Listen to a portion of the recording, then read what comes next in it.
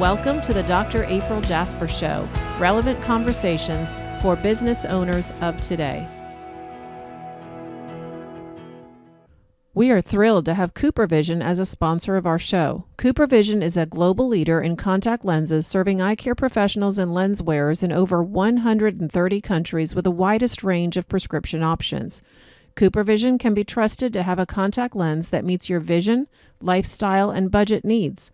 From 1 day to 1 month replacement lenses, there are lenses for most prescriptions in any lifestyle or budget.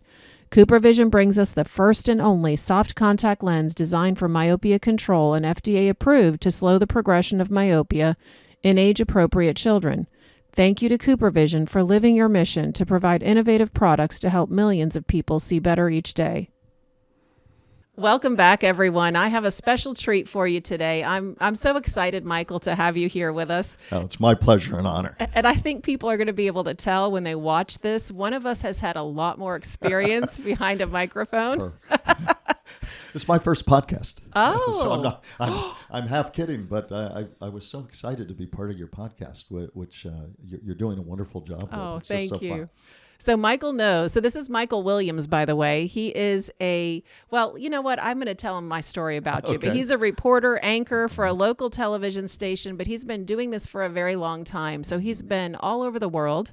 He's covered, chunk of it. yeah, he's covered events that I think bring sadness to our hearts. And I'm certain there are a lot of really fun ones as well. But you've had a lot of experience really just getting in the middle of what's going on in the world.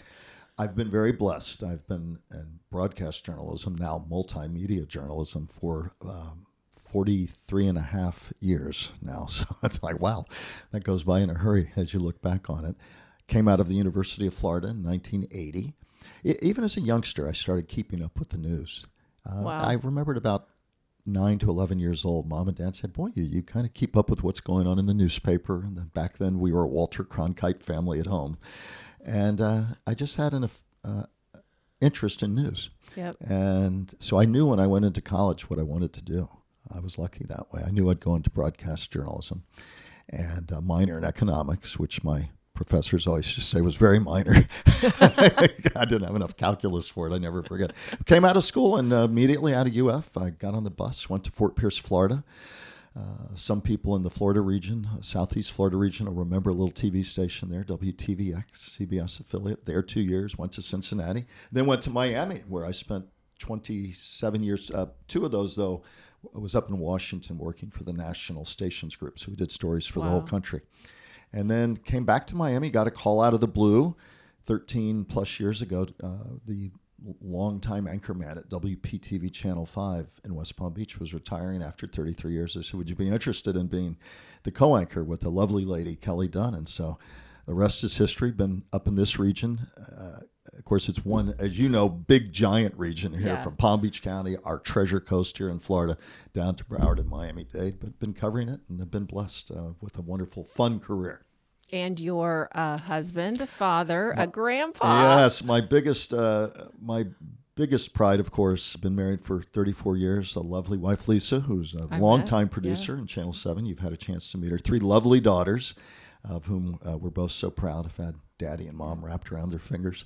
And now my brand new grandson, our first grandchild, Austin, has granddad and grandma really wrapped around his fingers. So we are. As he should. We are, yeah, as he should, yes. And we are very, very blessed, and truly mean that when I say blessed. We've been blessed from above, far beyond our measure. Oh, I love it. And I knew that about you when I met you. So I met Michael at the Hope Ride. And some of you have heard about that. That is the Hope Ride for Freedom that David participates in. And they ride 300 miles in 3 days to raise money to help victims of human trafficking. Yeah.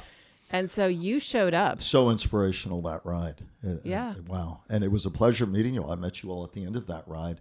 And I had begun, when I came up here, when we moved up from Miami, a friend of mine said, oh, you ought to go ride with this group out of Juno Beach, Florida. And one thing led to another, and I met wonderful gentlemen who said, would you be interested in your role, perhaps giving us some coverage to this great effort?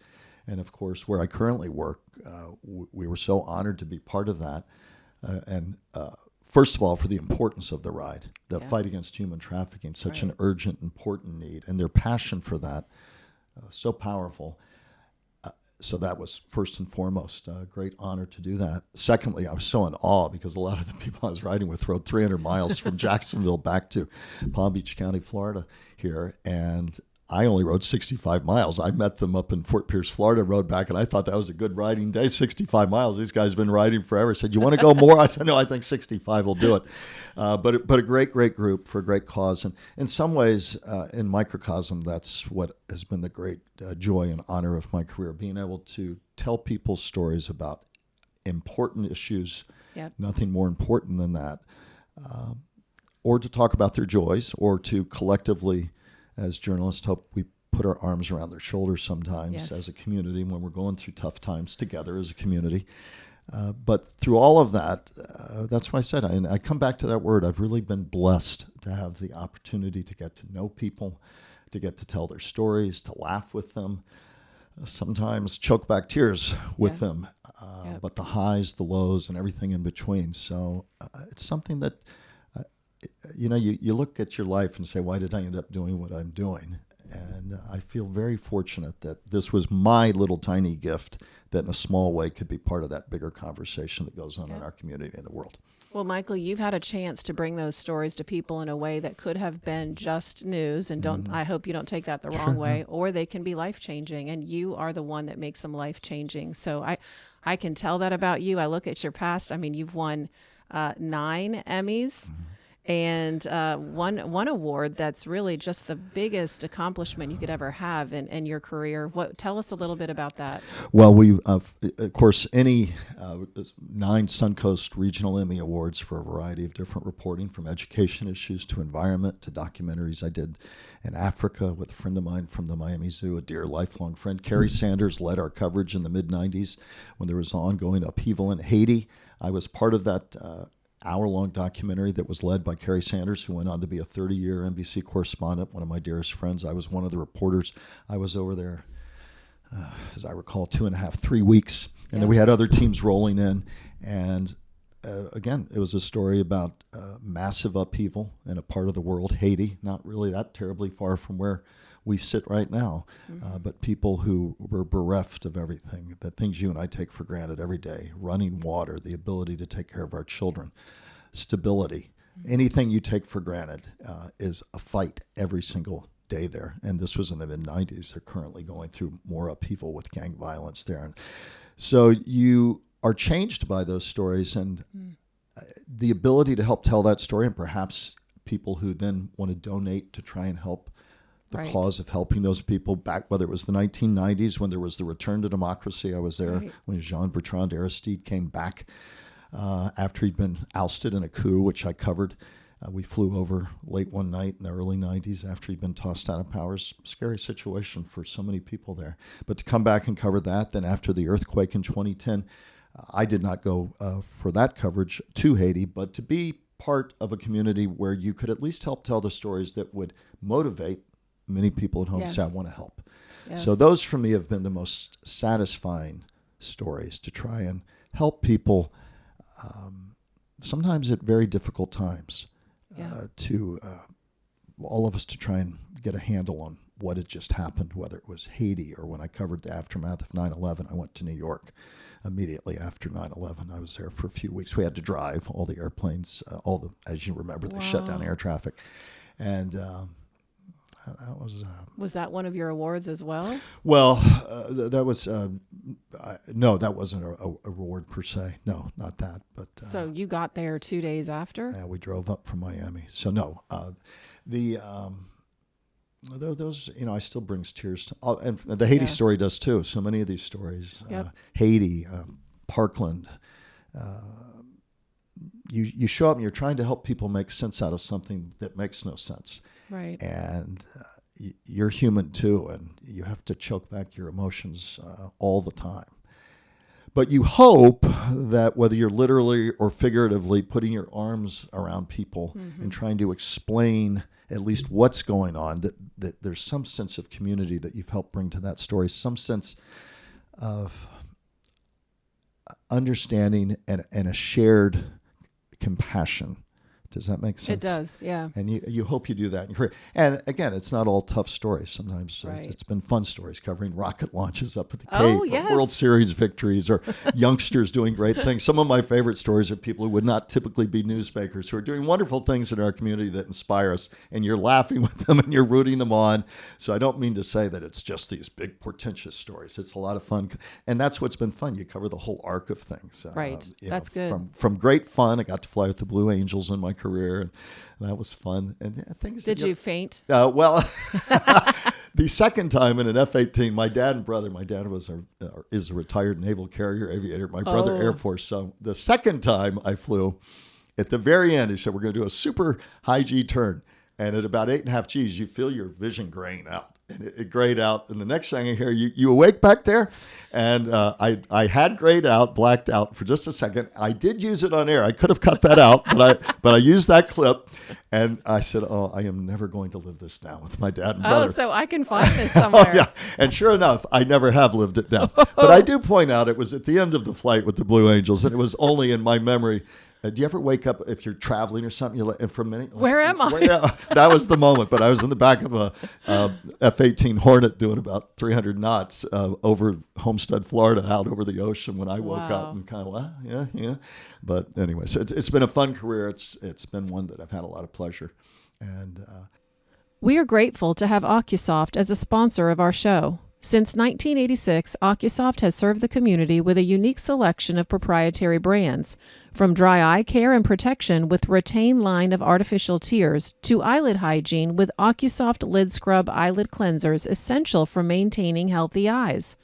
Zoria Skincare from OcuSoft offers revolutionary products for people with sensitive skin and eyes.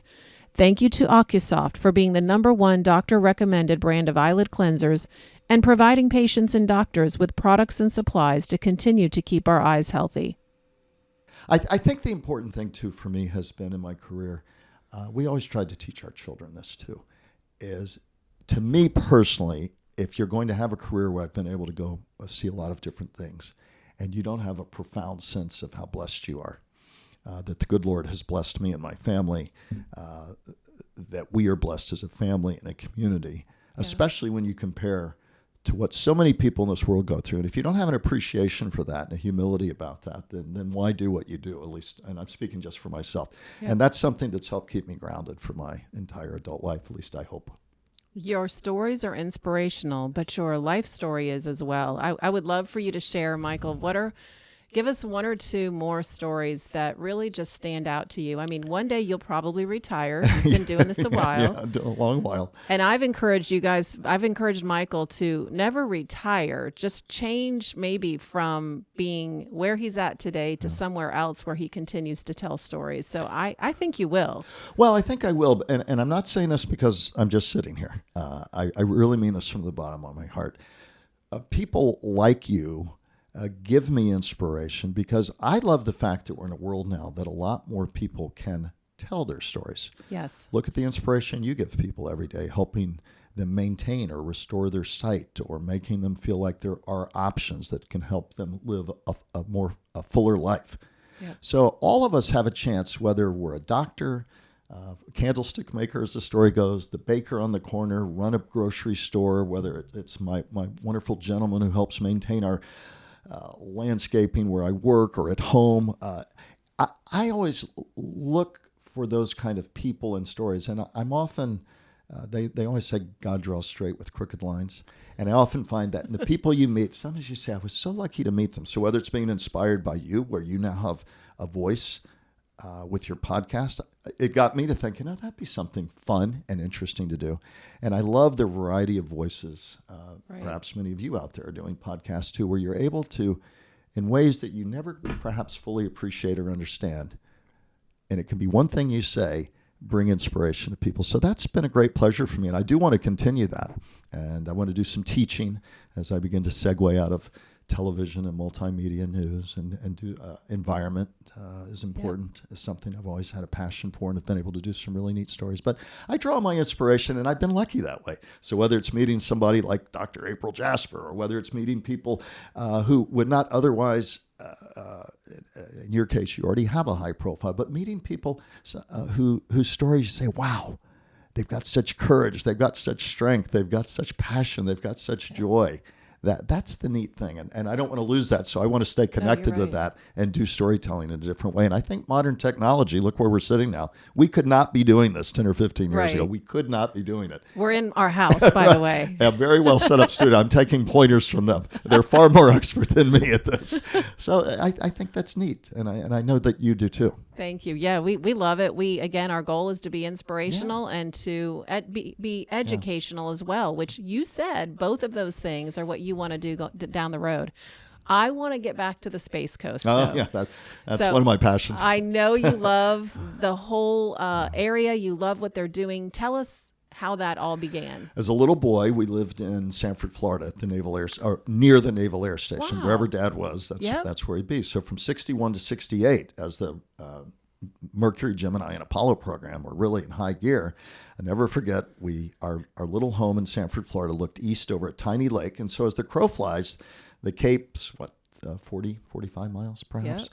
And we had our little black and white TV, and you could look out our sliding glass door. And so when the rockets would launch, you'd see them on our little black and white TV, and then you'd see them coming up over the horizon. Wow. And man, I thought that was so neat. And I thought my dad's career being around aircraft was so neat. So I've always had a passion and love for that, as long as I can remember. And then we had moved to the next air base in Georgia by the time we actually went to the moon. But I remember sitting there, again, with our little black and white TV. I'm dating myself here. They had black and white TVs then.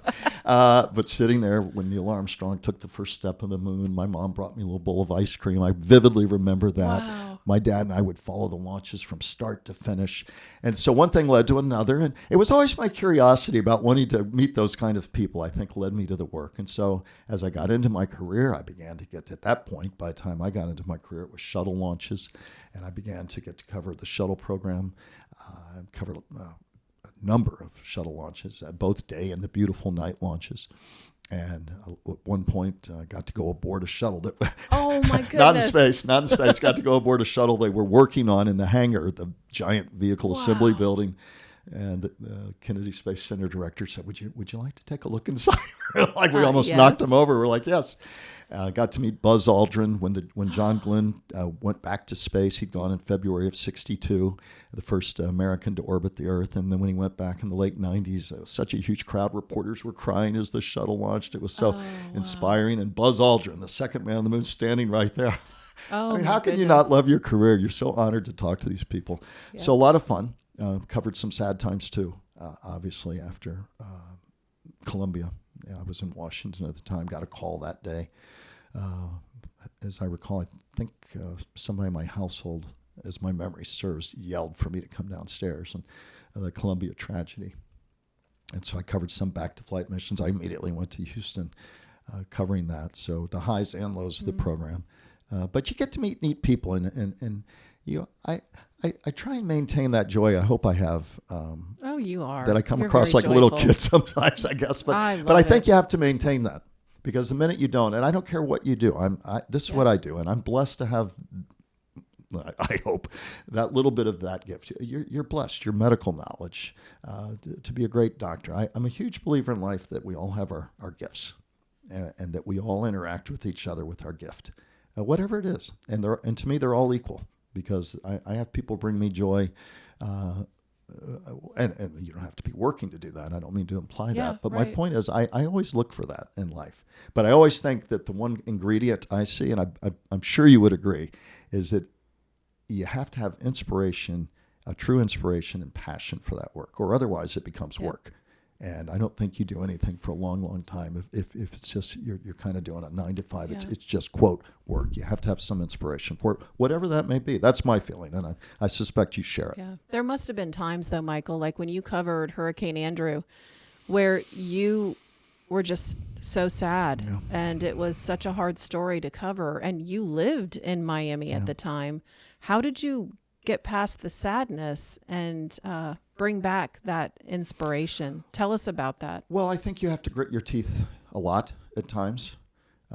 South Miami-Dade was destroyed, and people from all over the state. I remember people from Palm Beach County bringing supplies down. Eventually, they said, listen, we just need money because of supplies. It was at first understandably disorganized. Finally, the U.S. military came in. under then President Bush to kind of coordinate the effort. We remember seeing choppers flying over. We lived in North Dade. We were not hit badly where I live. We were out of power for a week. That was no big deal. Maybe a little longer, but no big deal at all. It was South Dade that had been destroyed. So, you felt every day that you were trying to help tell people's stories so that would help enlist help for their needs. And as a reporter and then reporters and an army of reporters were there for stories like that, you like to hope, and I do believe that helped make a difference. Yep. And so through the very sad moments of that, you try and hold on to that as best you can. Yep. What about, so there's a lot of doctors that listen to this podcast. We also have a lot of people in other professions as well. But for the eye doctors that are listening, that sometimes get discouraged with the everyday work. And I know you're probably thinking, how in the world could you ever get discouraged because of what you do? And that's what I try to tell them is we help people see there's nothing discouraging about that. Awe-inspiring work to me. But there's times when it's just, you deal with insurance companies, you have to deal with unhappy patients, it's not all perfect.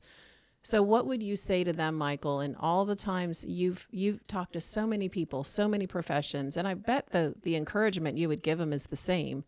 What are your words of wisdom as we sort of wrap up? Well, I don't know how wise they are, but I think for all of us can get caught up in what I call the drudgery part, having to take care of the bills, run the office. In the case of you and your colleagues who are doing such wonderful work with people dealing with whether it's the insurance companies or headaches, and then away from work, you've got to pay the bills at home, fix the leaky roof, you have a bad day. Yeah. None of us are perfect. I guess what I always say to myself, and we all have that, and that's why I said I think a fundamental passion for what you do has carried me through that. And I do try and remind myself, I had an old friend of mine when I was a young reporter and I was having a bad day at work and the story had not gone well and it's very competitive and somebody had an angle I didn't have on a story. Remember this as a young reporter. And he said, Michael, it's okay to have a bad day. And it's also okay though, quietly and with humility to, once a day or once a week, go in front of the mirror and say, you know what, I am bringing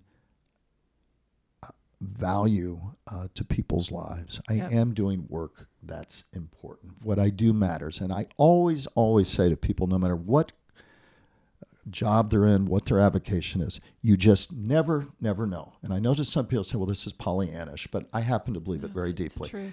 I believe with all my heart, you never know that little pebble in the pond that you changed one patient's life.